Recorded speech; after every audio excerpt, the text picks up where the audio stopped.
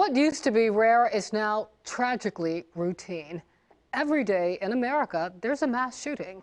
We had two just recently in Virginia that made national headlines.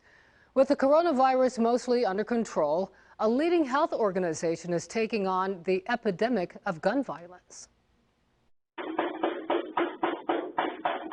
That's what a Norfolk community heard in September when 7 people were wounded and 2 were killed in a shootout that involved at least 1 rifle.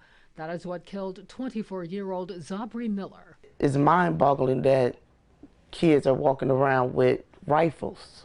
In 2022, reporter Sierra Jenkins and 2 others were shot and killed outside a Norfolk bar. 4 were killed at a home on Maple Avenue in Portsmouth. 3 UVA football players were gunned down on a bus. And just before Thanksgiving, 6 were killed by an armed colleague at a Walmart store in Chesapeake.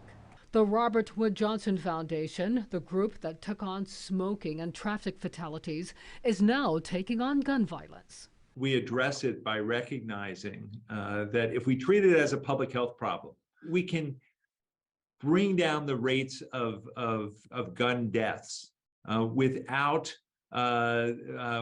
taking away the rights of law-abiding citizens. According to the Gun Violence Archive, so far just under 44,000 people have been killed by gun violence, all causes, this year. After 21 people were killed in a Uvalde, Texas school and 10 were killed in a racist attack in Buffalo, New York, the president signed new gun control legislation into law. I think that if we look at policies that the vast majority of people in our country support, we could do a lot to reduce the impact of gun violence.